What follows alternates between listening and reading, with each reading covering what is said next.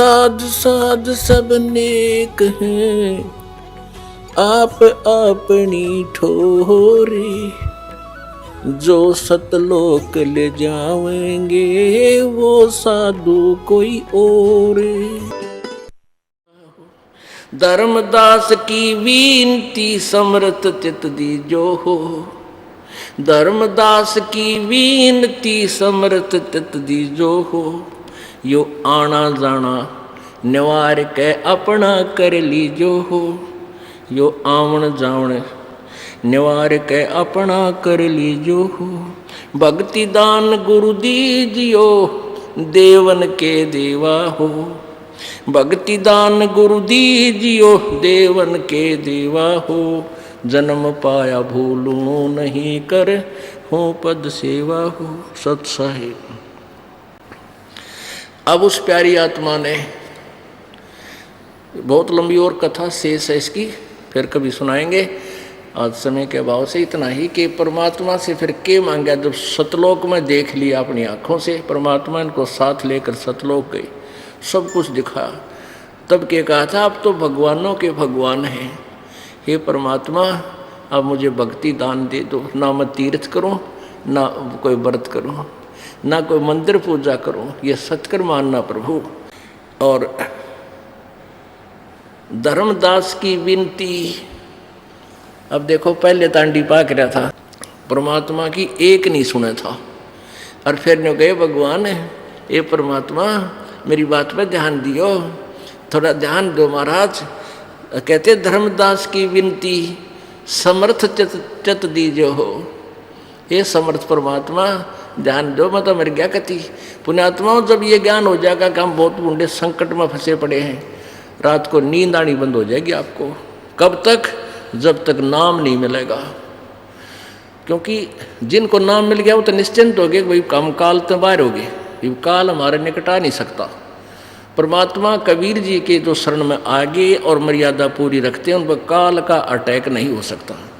जब लग हंसा हमरी आना, काल लगे ना तेरा बाणा।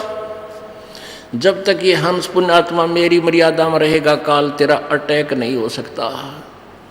इस बात को वो काल भी मानता है कि हाँ कबीर जी के हंस को हम कुछ नहीं कर सकते।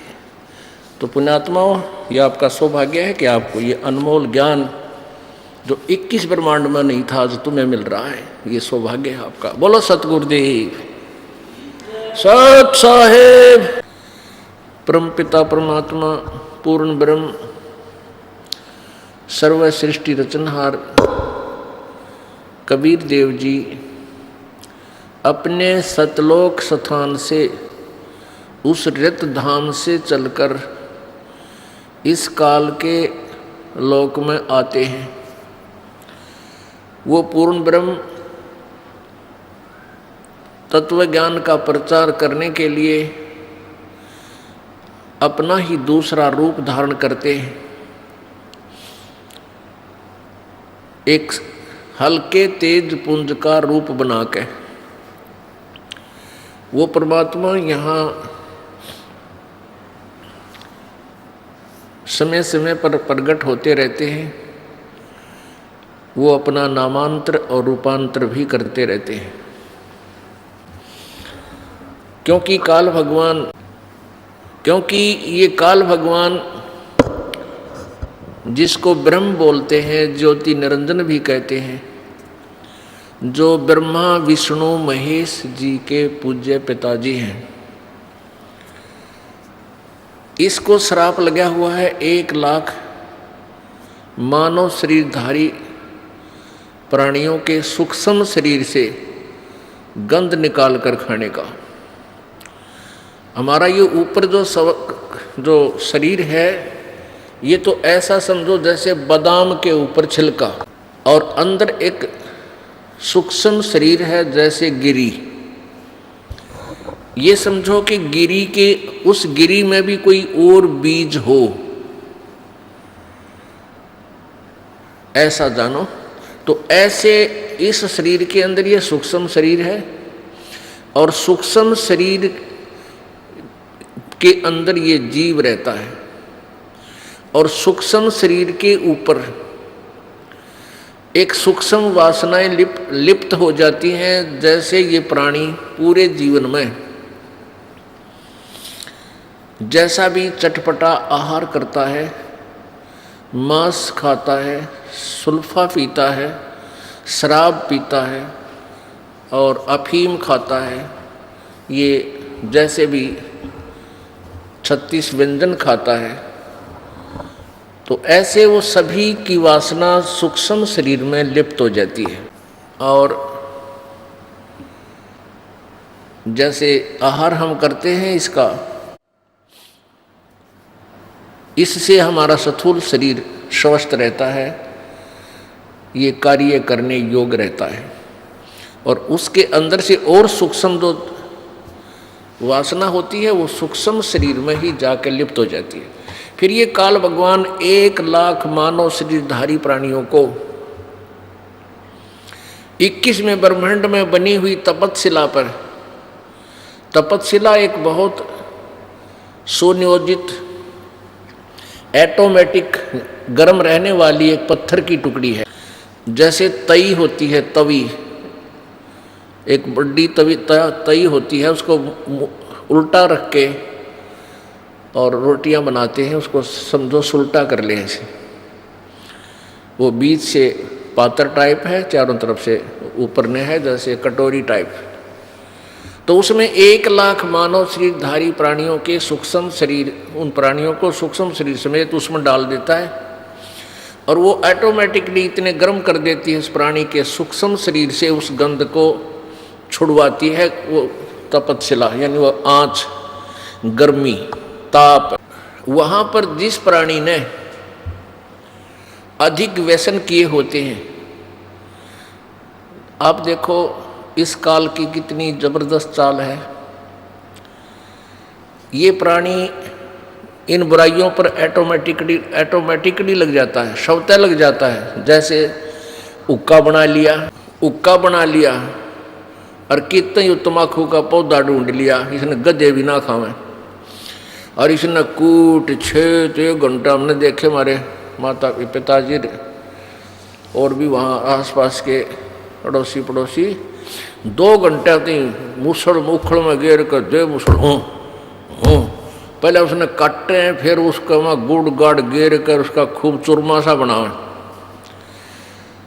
और फिर ओका बनाया, फिर आग बनाओ, एक चलम लाए, उस चलम में 36 और जुगाड़ जोड़े और फिर उसमें भरका वो अड़ंगा और गुरुड़ गुरुड़, ये स्वाद ले, यो मन ले सारे आनंद। तो ये जितना जिसने ज़्यादा तम्बाकू प्रयोग किया हो या मांस प्रयोग किया हो या शराब प्रयोग की हो, उसके सूक्ष्म शरीर में उतना ही गंध ज़्यादा डिपॉजिट होता है। और फिर वो तपतशिला पर जब डाला जाता है तो वो बहुत समय तक उसमें, उसको अधिक समय तक तपतशिला पर भूना जाता है, क्योंकि उसमें गंध घना है, माल घना है उस काल का। तो उसको काफ़ी देर तक वहाँ तड़फाया जाता है, बहुत बुरी तरह उसमें से सारा गंध निकल ले, तब उसको उसने ऐसा सिस्टम बना रखा है कि वो प्राणी उसी समय वहाँ से छूटेगा जब उसका सारा गंध छूट लेगा। और जिन्होंने वैसे स्वाभाविक कोई व्यसन कम किए हैं, उनका तपतशिला से पीछा जल्दी छूट जाता है, फिर आकर योनि दूसरी धारण करनी ही पड़ती है कर्म अनुसार। तो ऐसे इस काल ने जुगाड़ जोड़ रखे। जो प्राणी परमात्मा कबीर जी की शरण में आ जाते हैं वो फिर तपतशिला पर नहीं जाते, उनका अकाउंट ये धर्मराज, इस काल का जो चीफ जस्टिस है, ये धर्मराय नहीं लेता। उसका उस भक्त का अकाउंट इनके पेपर से, इनकी बही से, इनके कंप्यूटर से ऑटोमेटिक निकल जाता है। तो कहने का भाव ये है कि जितने व्यसन आज समाज कर रहा है कलयुग में, इसलिए काल करवा रहा है कि ज़्यादा व्यसन करेंगे तेरा अच्छा भोजन बनेगा। तो पुण्यात्माओं, इसलिए इस काल भगवान ने सभी प्राणियों को मिसगाइड कर रखा है। सभी प्राणियों को, ब्रह्मा विष्णु महेश तक को भी यथार्थ ज्ञान नहीं दे रखा। इसको डर लगा हुआ है कि यदि इन सभी प्राणियों को अपने मूल स्थान का पता लग गया, ये सभी भाग जाएंगे, सभी दौड़ जाएंगे, यहाँ कोई नहीं रहेगा। दौड़ जाना वैसे आसान नहीं है, क्योंकि संत आवेंगे, परमात्मा कबीर जी आते हैं, वो फिर अपना यथार्थ ज्ञान देते हैं। तो काल ने ऐसा सिस्टम बना रखा है, हम इतने अज्ञानी बना दिए कि हम अपने परम पिता के साथ ही वाद विवाद करना प्रारंभ कर देते हैं, और उस परम पिता की उस यथार्थ कहानी को हम सुनना भी नहीं चाहते, और हम काल के जाल में रह जाते। परमेश्वर कबीर जी आते हैं, जैसे तैसे करके वो इस कलियुग के अंदर प्रत्येक प्राणी को, जो मानव शरीरधारी प्राणी होगा, पुण्यकर्मी प्राणी, वैसे तो कलियुग में पुण्यहीन प्राणियों का जन्म होता है, पुण्यहीन प्राणी आते हैं। और वैसे दूसरे दृष्टिकोण से देखेंगे कि वो बहुत ही अच्छे खुशकिस्मत वाले होंगे। अब पुण्यहीन और खुशकिस्मती, ये दोनों का कैसे मेल है? जैसे आप देख रहे हो कि एक प्राणी बहुत बड़ा सेठ है, धनी है, कार है, फैक्ट्री है, या कोई अच्छा अधिकारी है, या कोई मंत्री, मुख्यमंत्री, प्रधानमंत्री बना हुआ है, और एक गरीब आदमी है, रिक्शा चलाता है, मजदूर है, किसान है, दुकानदार, हैंड टू माउथ है, और दोनों का ही जन्म इस कलयुग में है। तो पुण्यहीन तो वो हैं जो आज, जिनके पास खाने का भी आहार समय पर नहीं मिलता, लेकिन वो खुशकिस्मत इसलिए है कि उनका जन्म इस समय है, ये भक्ति युग में है, भक्ति काल में। तो ये कैसे पुण्य है, कैसे शुभ कर्म है, कैसी अच्छी किस्मत है। दो प्रकार के कर्म हैं, एक तो धार्मिक कर्म यानी पुण्य जिनको कहते हैं, पुण्य यानी धर्म किया हुआ, दान, और दूसरा भक्ति कर्म। आप जी के भक्ति कर्म अत्यधिक थे, बहुत अत्यधिक थे, लेकिन आपका जो दान कर्म नहीं थे, तो आपको जन्म भी मिला आपकी भक्ति कर्म के कारण, लेकिन आपको समय पर रोटी भी नहीं है, ना कोई सुख सुविधा है, आपत्तियां भी आप पर दिन आ रही हैं। तो ये आपत्तियां आपके लिए एक वरदान बनेंगी। ये लीला मालिक की है, आप नहीं समझ सकते। और दास आपको अगर सीधा सा उदाहरण बताना चाहेगा तो आप ना समझ कर बल्कि दुख मान जाओगे। इसलिए बहुत समय में जा कर के आपको वो सच्चाई से परिचित करा जाएगा, तो आपके ऊपर ये वरदान बनेगा। इसलिए आप पुण्यकर्मी प्राणी भी हैं और पुण्यहीन, आप शुभ अच्छी किस्मत वाले भी हो और पुण्यहीन भी हो।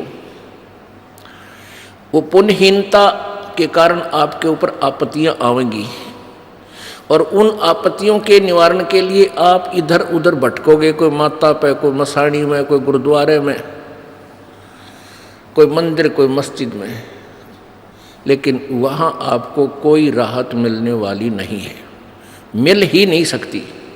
क्योंकि सतयुग त्रेता द्वापर में, सतयुग त्रेता द्वापर में कबीर परमेश्वर जी ने अधिक जीव ना ले जाने का प्रॉमिस इस काल से इसलिए किया था कि ये प्राणी सतयुग त्रेता द्वापर तक इस पर विशेष आपत्तियां नहीं आएंगी, और आपत्तियां आएंगी तो इनके पिछले पुण्य बहुत हैं, उनसे उनका निवारण होगा। और ये भोली आत्मा समझती रहेंगी कि मैं जो वर्तमान में साधना कर रहा हूं, इस साधना से मेरी आपत्ति टल गई। इस कारण से वो कबीर परमेश्वर द्वारा दिए गए यथार्थ ज्ञान को स्वीकार नहीं करते। अपनात्माओं, जैसे एक टटीरी पक्षी का वर्णन आता है महाभारत के अंदर। महाभारत का युद्ध कुरुक्षेत्र के मैदान में होने को तैयार था। सेनाएं आमने सामने आ गई। उधर से एक टटीरी पक्षी ने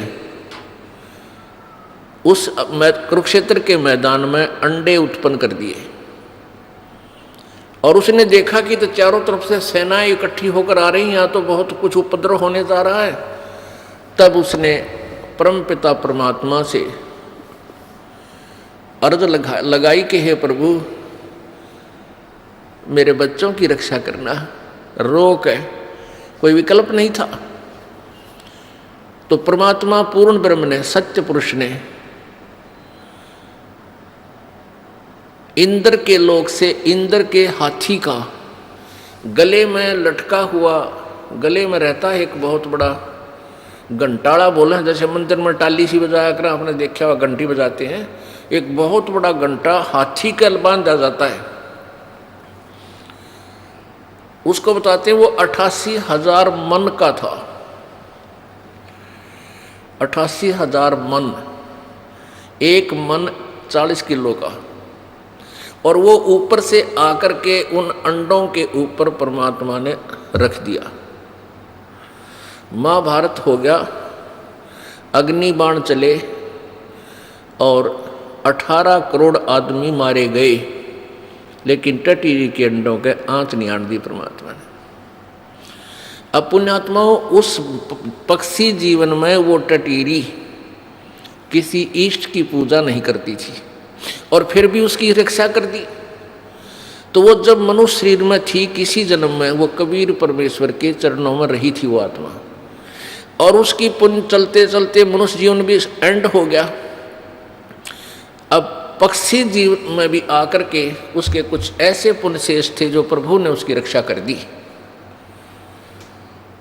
अब मनुष्य जैसे सतयुग त्रेता द्वापर में या वर्तमान में जिनके पुण्य अभी शेष रहते हैं और वो जैसी भी साधनाएं कर रहे हैं, उन वो सोचते हैं कि जो आज हमें सुख सुविधा प्राप्त है, जैसे ये दास पहले लोक वेद के आधार से हनुमान जी का पुजारी था, परंपरागत बाबा श्याम जी की पूजा भी थी, वो भी करते थे। और भगवान श्री राम, श्री कृष्ण जी, भगवान विष्णु और शंकर जी के हम गणे करड़े उपासक थे। कट्टर यानी विष्णु जी को विशेष महत्व ये दास देता था। गीता जी का नित्य पाठ किया करता था। तो हम हमारे जैसे भी हमें कोई सुविधा हुई, जैसे हम क्लास में पास, स्कूल विद्यालय में पास होते थे, तो हमारा क्रेडिट हमारे भगवान श्री कृष्ण विष्णु जी में, दादा श्याम जी में, हनुमान जी में जाता था। फिर नौकरी प्राप्त हुई तो उसका क्रेडिट भी हमारे इन्हीं इष्ट को जाता था। फिर संतान हुई, पुत्र पुत्रियां हुई, तो हम ये सोच रहे थे कि ये सब सुविधाएं हमारी इन पूजाओं से हैं जो हम वर्तमान में कर रहे हैं। मंगलवार के व्रत हैं और गीता जी के पाठ थे और जन्माष्टमी को व्रत रखा करते थे। तो अब ये पता चला कि ये हमारे पूर्व संस्कारों का प्रतिफल हमें मिल रहा था। वर्तमान की जो साधना थी वो सारी शास्त्र विरुद्ध थी, उनसे कोई भी लाभ हमें होने वाला नहीं था। लेकिन जब तक हमारे पुण्य चलते हैं तब तक हम यही सोच रहे होते हैं कि जो हम क्रिया कर रहे हैं बिल्कुल ओके है, और कोई दूसरा समझाने की चेष्टा करता है, उसके कान्ना पर घटाड़ देते हैं कि नहीं नहीं आप गलत कह रहे हो। पुण्यात्माओं, ये दास आपको बहुत बार बताता है कि जो पुण्यकर्मी प्राणी होते हैं उनको भक्ति जिनकी अच्छी होती है, पुण्यकर्मी प्राणी होते हैं, उनको परमात्मा की चाह बनी रहती है। 2 प्रकार से मानव शरीर प्राप्त होता है। 2 प्रकार से मानव शरीर प्राप्त होता है। एक तो टर्न वाइज, क्योंकि काल भगवान को कबीर परमेश्वर जी ने श्राप दे रखा है कि तू 1 लाख मानव शरीरधारी प्राणियों का आहार करेगा और 1.25 लाख की उत्पत्ति किया करेगा। जिस कारण से ये विवश हो गया हमें मानव शरीर देने के, नहीं तो ये मानव शरीर भी नहीं देता। ये इतना जालिम है, ये इतना धोखेबाज है, ये हमें मनुष्य शरीर देता ही नहीं कहीं इनको पता ना लग जाए। और परमेश्वर को ये मालूम था कि इनको मानव शरीर मिलेगा तो मैं जा कर के किसी ना किसी रूप में अपनी प्यारी आत्माओं को अपना रहस्य बता दूंगा।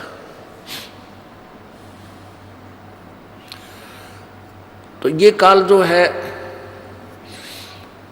दो प्रकार से मनुष्य जीवन मिलता है। एक तो टर्न वाइज, एक ऐसा विधान बना रखा प्रभु ने कि एक प्राणी जैसे मनुष्य शरीर प्राप्त है, भक्ति की नहीं, तो 84 लाख प्रकार की योनियों के कष्टों को भोगने के उपरांत एक टर्न वाइज एक मानव शरीर अवश्य दिया जाएगा उसको।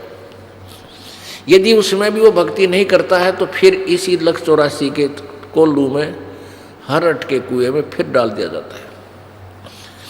और दूसरे वो व्यक्ति होते हैं जो कभी कबीर परमेश्वर जी की शरण में रहे हैं। जैसे आज से 600 वर्ष पहले परमेश्वर कबीर देव जी आए थे, उस समय परमेश्वर कबीर जी के 64 लाख अनुयायी हो गए थे, शिष्य हुए थे 64 लाख। आज से 600 वर्ष पहले भारत की आबादी कितनी होगी जनसंख्या?